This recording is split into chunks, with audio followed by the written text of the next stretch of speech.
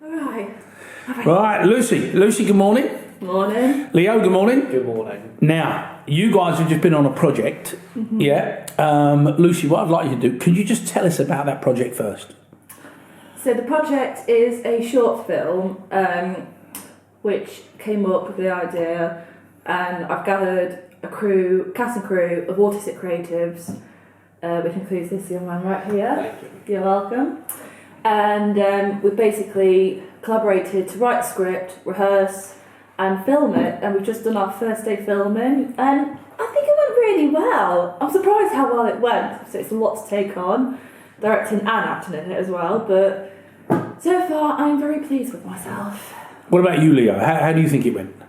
I think it went really well as a character of Jack. The way he's a very supportive person and also a good promoter to the open mic, and also very nice to Ellile Yeah.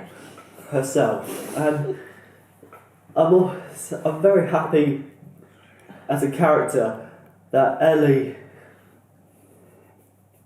did a great deed of an act in this open mic, and Yeah. I should be proud of myself. Yeah.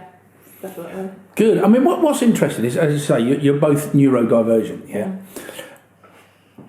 Before you actually wrote this, Luce, yeah, where did the little story come from? That's a good question. I think the little story, now that I'm thinking back to it, and I think I told you that a while back, like during college, when I went to Grafton College, we each had our little roles in our class. And I get it, not everyone is going to fit everywhere in the industry, but I feel like I've not got that chance to fully shine other than doing pantomime, which was quite good, to be fair. I love a good panto, who doesn't? But I think other projects outside of it, I hadn't really had that chance to shine personally. So I just wanted to show them that I do have what it takes, and yeah, basically prove everyone wrong if they've thought that. Yeah, what about you, Leo? Because, I mean, you not before, because you're famous in your own right, That's right. aren't you? Yeah. What was the film you were on? I was on that film, major Netflix film, I Used to Be Famous, which hit globally. Brilliant. It was amazing, wasn't it? It was extraordinary. Yeah. I mean, the thing... Well, okay, before we get into that, so how did that come about? It came about really well as my character of Stevie, who is an autistic drummer who's in Peckham, being friends with Vince, who's an ex rock star of Stereo Dream. Yeah. And they both play together as a band in a pub, but it doesn't fit in really well at the pub because of the baddie who started heckling Stevie. And then after that, Stevie's trying his very best to promote a gig for Vince to do it again. And then Stevie wants to go separate ways to go to the music school, and Vince wants to play in the tour. And then after that, they both meet again at the end and play. Wow, excellent. But you're not from this type of an industry, are you? Yeah. You know, was it mum? Was it dad? How did you get the actual gig itself? Yeah, how did it came about? How did you get the role, Stevie? So, I'll tell you how I get the role. Actually, the nationwide search from the casting director named Isabella Ordorfin, who spots me playing music and acting and playing drums at the same time. Because you are actually a musician, aren't you? Yes, I am. What's your forte? I mean, mezzo forte, piano, fortissimo. Fortissimo! There you go. I love it. What about the drums though? Did you have to do much practice? I've been doing drums when I was 6 years old in St Lawrence School. So it was a bit more like riding a bike Yeah. when you had to get to it. Yeah. Yeah. It's just like that. So what I'd like to know is, why do you think that you actually was right for that role? Yeah, why they picked you. Why they picked you? I think I have the charisma of my acting. I love it. Thank you. You are very, very honest, Yeah. aren't you? Well, that's Indeed. It's lovely. It's in our blood. We're meant to be blunt anyway. I know. I mean, it is interesting, with all the neurodivergent, Yeah. the spectrum that you're on. Yeah, everybody's got their own little trait. Yeah. What would you say your best trait is? I think my best trait would be routine, planning out. I used to plan out weekly. Now I plan out daily because obviously now that I've got an agent, if there's like a self-tape that's sent in like on the day and I've already planned my week, it does get overwhelming, and I have had that for a certain BBC show and it just went horribly wrong. Oh, right. Well, I wasn't prepared personally, but I received, since I got my agent in October, I received 2 tapes from them and I managed to work my way around it. I haven't heard anything back, so my guess is I've not got anything, but the way I dealt with that change has improved massively. But yeah, I think routine would be the main trait. What's your main trait, Leo? So my main trait is being disciplined, more routinable, and I just have my brain for only one way to me to go forward.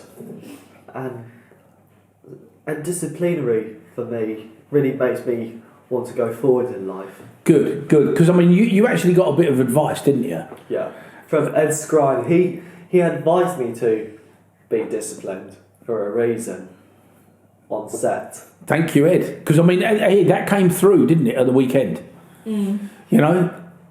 You were very disciplined. Yeah. Tell us how the chemistry worked on set. I thought it was brilliant. I knew when I picked you we were going to have a lot of fun. But you say that, but how? Was it a sense that you had?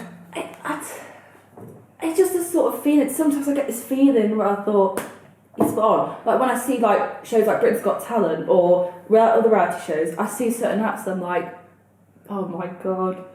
And I'll tell you for example, there was someone called Musa Motta who is a dancer. He was part of the Peaky Blinders dance show in Birmingham. And he's got an amputee after losing his leg to cancer at a young age. But the way he got through it and found his way through dancing, because he used to play football, my goodness me. And he got the group, the first ever Judges Golden Buzzer because of it. I wanted him to win. I'm so gutted he didn't because someone else who was questionable won it. But it's just moments like that where I'm like, yes. But it's just a sort of feeling for me personally. I cannot believe is this.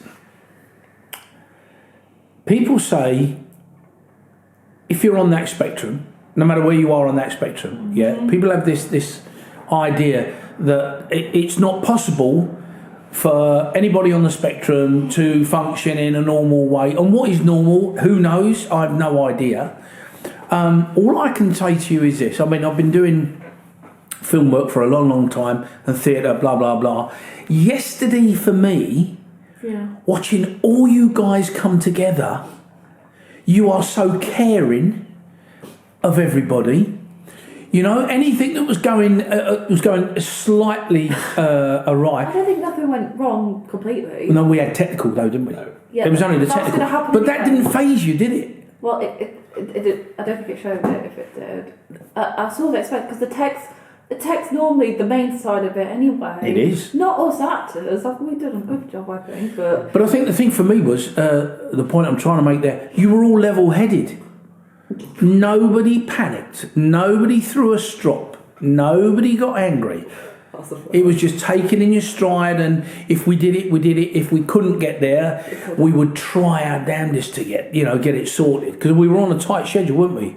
Yeah, we were. Yeah. How long did we have? So, I'll answer this one. So we originally aimed to start at 1, and we got everything on track for then. As soon as we got upstairs, it took longer than expected to set up, and then when we were changing stuff, it took longer then because I think batteries were dead with the cameras. We had to change lighting, move furniture. But once we got the take shot, it was like easy peasy lemon squeezy. So we had until 8 o'clock, but we finished an hour earlier because, well, obviously I think there was someone who couldn't turn up, so that sort of reduced the time a little bit. But No, good. yeah, other than that. So let's take it to the next level, because the young man next to you has been in a Netflix's big budget film. Yeah. What was it like being on set? So, as my first time actor, on the set of I Used to Be Famous, it was a lovely atmosphere. Ed Skrein, Elena Matsura, always caring about my autism. She played your mum, didn't she? Yeah, she did play them. Yeah, Eleanor played Amber. Yeah, I your Used to mum. Be Famous. Yeah. They're both really kind and got me admired to become a future actor, and I felt so welcomed and Excellent. Isn't that lovely? indeed. What was it? So, I mean, Ed gave you one piece of advice, with the discipline, yeah? Did he give you anything else? Oh, just one advice is just say be disciplined, as he said. Have you got an open invitation to go back to him at any time if you need anything? Oh yeah, actually, I think I did. I mean, when I finished off the studio doing headshots, Ed Skrein invited us to a cafe where we just had lunch together between me and Ed and my parents, and Oh, nice. we spoke and spoke ever since we filmed it. I Used to Be Famous, And so you saw what we did yesterday. What was it like for you? Because I mean, was it all the stopping and starting like we had? it's like that, stopping and starting, but actually the takes are much more longer. It's around at least each scene 4 to 6 takes. 4 to 6 takes with a break, and then with a lunch and dinner. Yeah. And we just be on set non-stop and do filming. Yeah. So you've got 2 different worlds there, haven't you? You got big budget, and then you got low budget. Yeah. Which do you prefer? Oh, I don't want to make it too biased. Fine, be honest. I'll happy to take the compliment. I don't want to be too biased. Don't worry about it. Maybe both. For different You're a different diplomat. reasons. Yeah, it's a bit like when I say like both stage and screen for different reasons. Because with stage you could be like very flamboyant, you can shout from the top of your lungs. Whereas with screen it's very natural, and depending on the camera angles, you can go raise your voice. Yeah. Depends on your mic, where your mic is, the type of shot you're in. If Yeah. it's very close, you could just talk normally and like nothing and not bothered, but Yeah. It's actually knowing what shot you're in. Yeah. And for your angles and everything else. yeah. What's the next step for you though, Luce? Well, I just said that to Leo when we were talking amongst ourselves. Obviously to meet new people like Leo himself, and to seek new opportunities as and when I can. Obviously bag that first TV gig either on Corrie, Hollyoaks or Doctors before it finishes in March. How debatable is that? You never know. Well, because 14 words on Hollyoaks, I found it out, pays $1,000 and everything else is just profit. So one line on one of the soaps for $1,000, sign me up. Yeah. I think just making my own work, because if nothing's coming for you, get the work, make it to get the work. There was someone on Twitter who did sketches during lockdown, massive reason because of that. He's been in numerous of things, so he's been in Panto, a musical, and recently just filmed for Netflix, so just goes to show. So continue creating my own work, which I feel like I am doing. Yeah, you've done it excellent. Yeah. Absolutely excellent. And there is something else linking to Autism Acceptance Week, which I'm planning on the cards as well. I just need to find the early stages for that, and then see where it goes. All right, good. Well, Leo, would you consider writing and directing and all that type of stuff, or what? I mean, in the future, by around the late ages of my life, I will do a bit of directing plus acting at the same time. So what message have we got that you can both give to other autistic people? You want to go first? Yeah, I'll go first. I think the message I would give is, there are going to be people who say that they can't do it, but just ignore them. Like, they've got nothing better. I'm going to be honest here, controversial, which a lot of people might not agree with. It's probably because they've got nothing better to do with their life, and they're probably jealous because people like it sounds wrong, but we're working hard to get to where we are, and people think it's just an easy ball game. It isn't. It's going to be hard. You are going to have to work for it, but as long as you work hard, be patient, and you're passionate about it, then anything is possible. Yeah, work hard, be patient, and be passionate about it. Leo, what do you reckon? All I'm saying to all people with who are neurodiverse or autistic, do not be hard done by. Be for what you are. Keep going. You never give up. And also, you really need the whole team for your whole family to work for you. So, do not give up.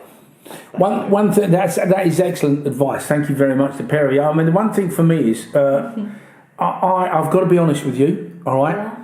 I didn't think, Lucy, when we ventured on this little project, that you would be able to reach out to everybody. Neither did I. Bring everybody together. Neither did I. Create that script. Neither did I. Look at the way you directed, and you brought everybody. Exactly. Do you know what I mean? It's just absolutely. So, with regards to people thinking one way about neurodivergent people, we need to nip that in the bud, don't we? Aye. Because let's be fair about it. You guys, in my mind, excelled in everything that you did on that set yesterday. And bringing it all together, it was just, I've never been on a set like that. And I've been on a few. Just to see everybody, it was absolutely cracking. So I just hope that, I hope that you can keep the projects coming. Have you got more writing in mind or what? I did actually write a little draft, like only a shorter thing, but I'll give you a hint. It's basically something about dating the autistic world from an autistic's point of view. Sort of like a speed dating, but from an autistic point of view. Yeah. I've literally just noted it down in draft form on the phone notes on my phone. You've seen First Dates, have you? Oh, I've seen First Dates. Yeah, not for a while, but I've seen clips of it on Right. like Gogglebox and other stuff.